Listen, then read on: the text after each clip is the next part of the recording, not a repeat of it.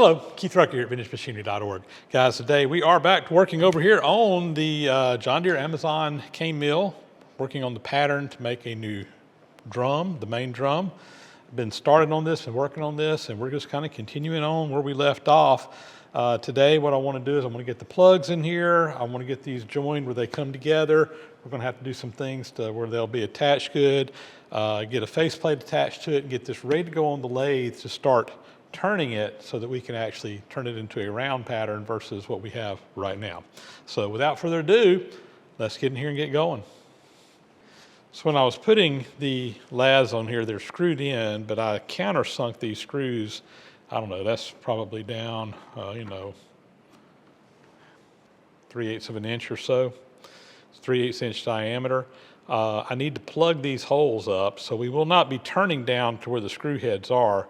We'll be above that, but we do need to plug up these holes. And the way I'm going to do that is I'm going to use a plug cutter to cut this. Now, a lot of people I see will just take a wooden dowel and put in here. And if you just want to get the hole plugged up, that's all good and well. The problem is that when you do that, you've got end grain exposed here. And I really want the long grain, so I really want to cut my plug off of the long grain on the wood to drive in here. And to do that, I'm going to use a plug cutter. So let me go round up my plug cutter. I just had to go buy some new ones because I couldn't find the ones that I know that I got somewhere. And we're going to cut some plugs and go ahead and get these things plugged up. I got a plug cutter here. It's supposed to be impact or rated to use an impact driver. I usually do this on drill press. We're going to try it on the impact driver and see how it goes. I've never used this style. It has a little spring-loaded center in there to help keep it on center. But you just basically just push this down and it cuts a plug and then you break them out. Let's try it out.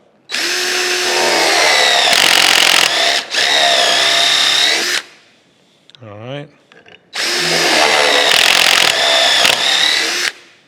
That one ate that one up.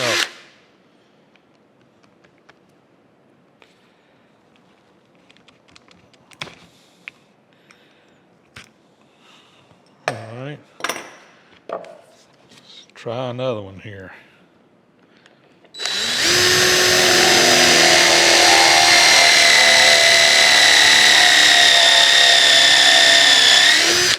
All right, that worked a little bit better. Drilling a little slower, so let me take my time a little bit here.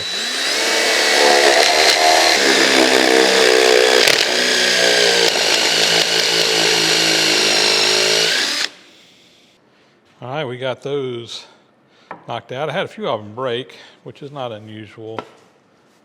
I just kind of clean things up here. Now what I'm going to do is kind of go around. I'm just going to take a screwdriver and we'll just kind of break these off down in the bottom and pull them out and get ready to be able to put them in. I made more than what I need because I realized that some of these are going to break off and not be the right length. So, I just make a bunch of them. All right, I think we got them.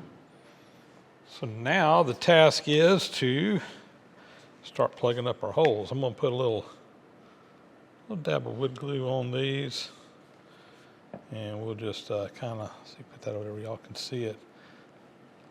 Get the grain more or less lined up, and we'll just go drive those plugs in. These will probably be sticking out just a little bit higher. That's all right. When we put on the lathe and turn it down, it will take care of that problem. So I'm just going to go put them all in. I've got my drums all plugged up here with some plugs to spare. We're going to let this glue dry before we do anything else. But while I'm letting that dry, I think the next step I want to do is I need to get these two drums where they will come together very tightly with one another without any kind of gaps around the edge. So I think what I'm going to do is take both of these over to the joiner and just joint the bottom of them with the plywood and everything just to kind of get them flush, both of them flush, and then they should come together very well. And then we got to start working on putting them together into a single piece that we can put on the lathe and start turning. So let's see what we can do about that. My next step here is I want to square up this end, and I'm going to do that over here on my belt sander. First thing I've done is I got a 12-inch machinist square. I've made sure that I'm square here, and now I should be able to come in here and just kind of sand this whole end flush, or not well flush, but square is what I'm after. Just kind of clean it up. So let's fire up the sander and get her done.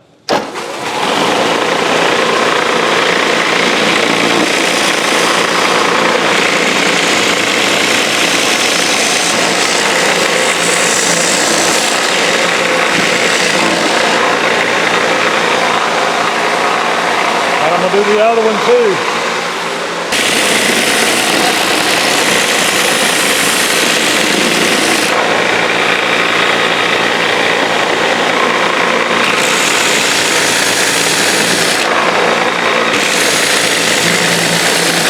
So I've got this pattern opened up to the center, and the next thing I want to do is I want to put some holes in here for some dowels that will kind of pin the two pieces together while we're turning it on the lathe, as well as while we're using it in the mold, so it'll be indexed together. So I'm going to put 4 dowel holes kind of in this outside edge here. I'm also going to put one in this piece in the middle just so that they will come together.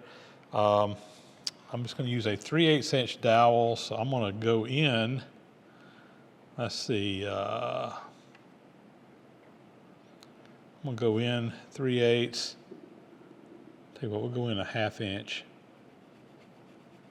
And I'll just kind of put it right there on flush with the plywood here, or kind of close to it. It's not going to matter exactly, because we're going to line them up with one another on the other side, so they're going to find their matches. And let's see.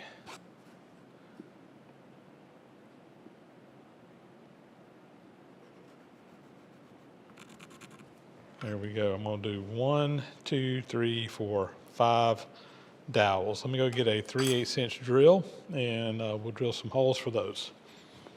Just going to use a hand drill for this, and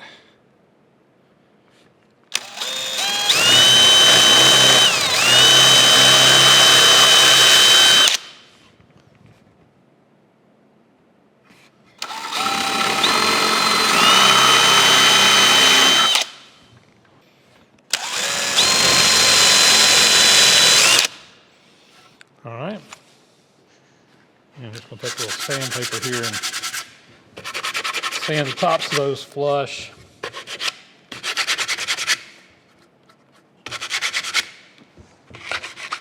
And to help center this on the other part, I've got some little centering pieces here for these dowel rods. I'm just going to put these in here, and we'll kind of press them together onto the other board, and that'll mark the center of each hole that I need to drill out for the corresponding dowel on the other piece.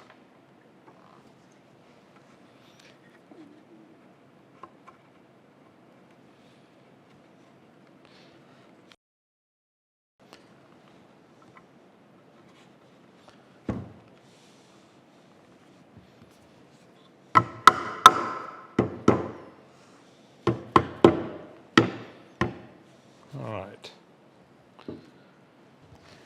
I'm going to carefully take this other piece and kind of get everything lined up right where it needs to be.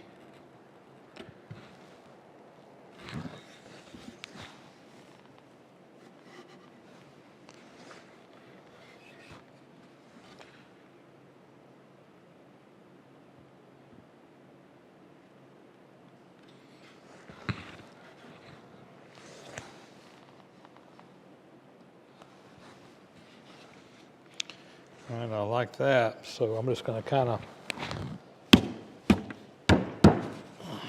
see, take this little dead blow hammer.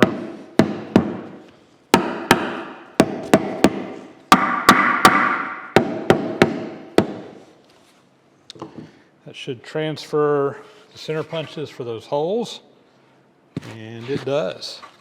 So let me get ready to drill out the matches. And all right, with my centers marked, I'm gonna come in here now with my drill, and we're gonna carefully drill the matching holes.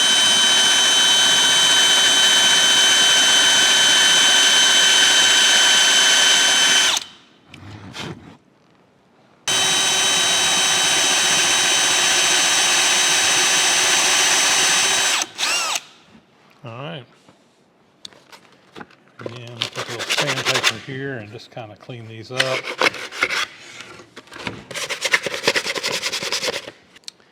I'm going to take a countersink now and just kind of lightly hit each of these and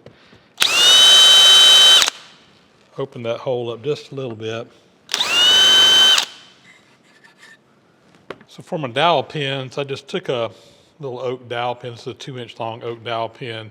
I cut them some in half, and then I went over to my belt sander, and these kind of have a knurled or serrated edge on them. I just kind of sanded that off so that that would slip fit into the ones on the ends, but it would be tight going in on the other ones because I want half of them to just kind of pop on there. So I'm gonna go ahead and glue these into one side, and the other side should match up to it. So let's do that real quick.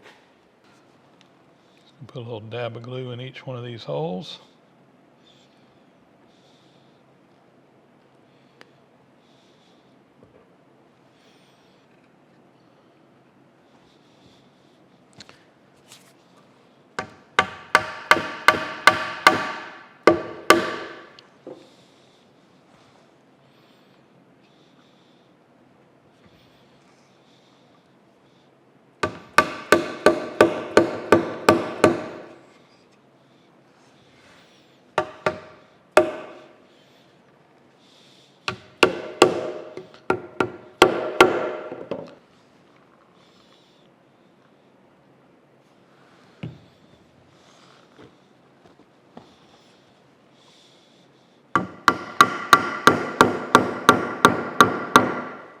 All right, I'm gonna get a little damp rag, wipe that glue up, and we'll test fit it.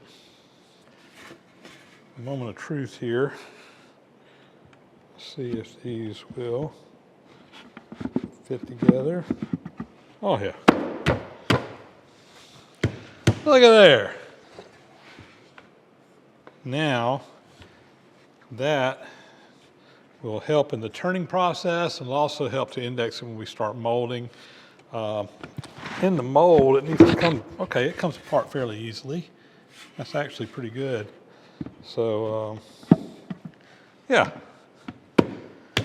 All right, that's good. So I think next thing we need to do is figure out how we're gonna get this mounted over on the lathe. I got an idea, so let me check that out real quick.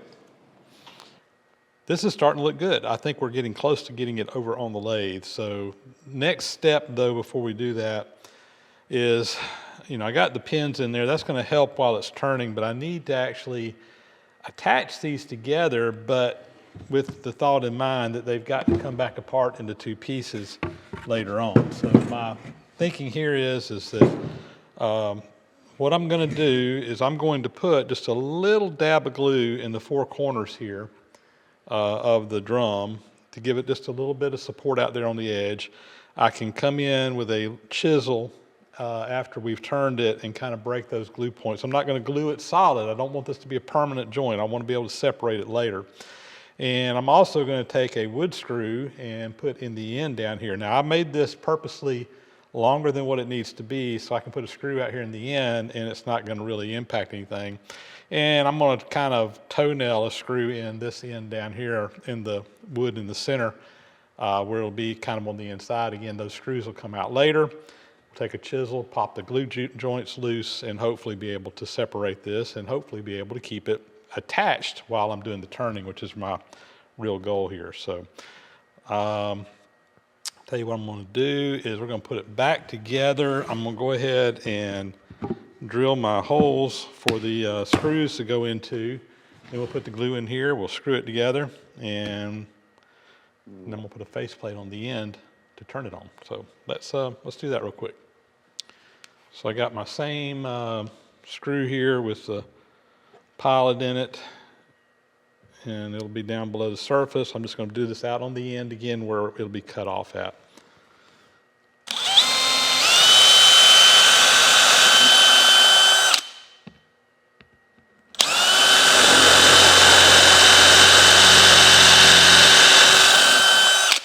All right.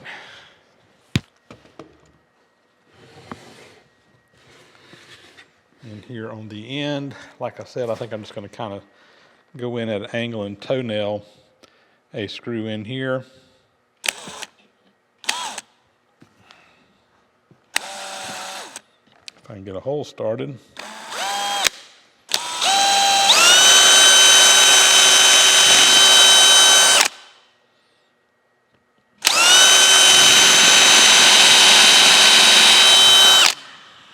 Okay.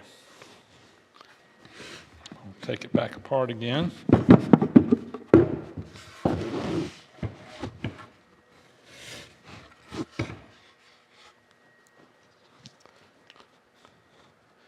Just put a little dab of glue out here on the corners. I don't want much.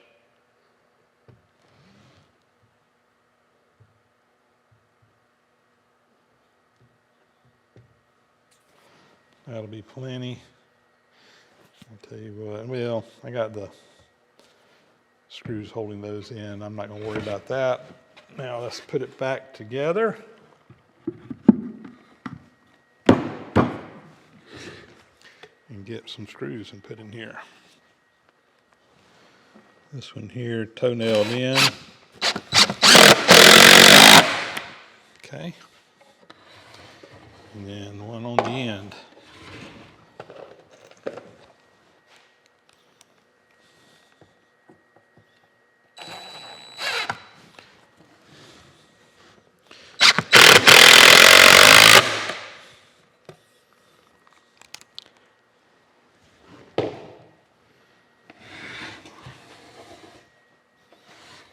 Okay, I'll open this jaw up here and kind of drop this straight down in there, and we'll get the faceplate attached.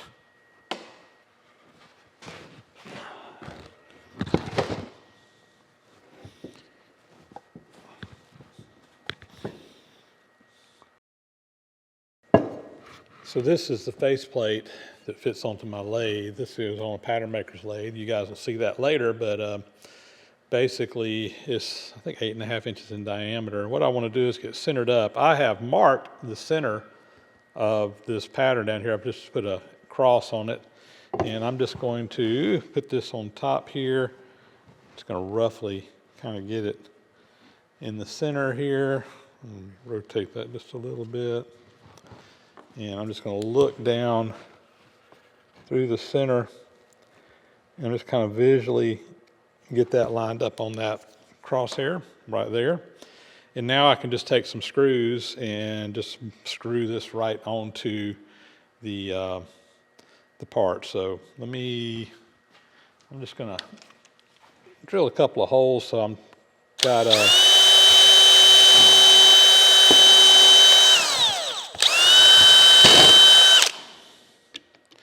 tell you what I need to do, actually.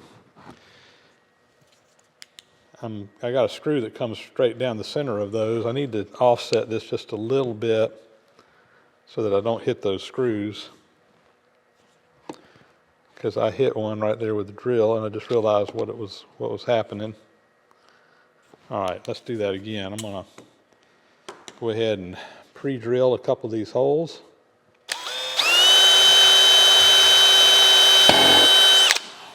Make sure that didn't move. It's fine.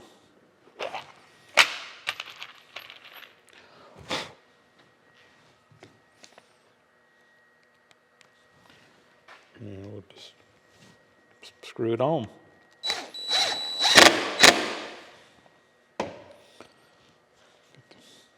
Double check one more time. That looks fine.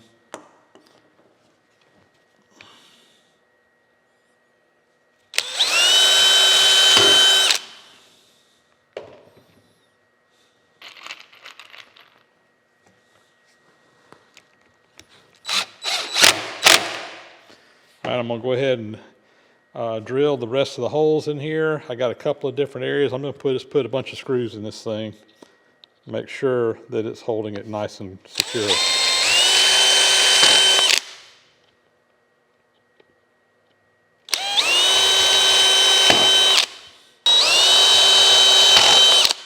All right.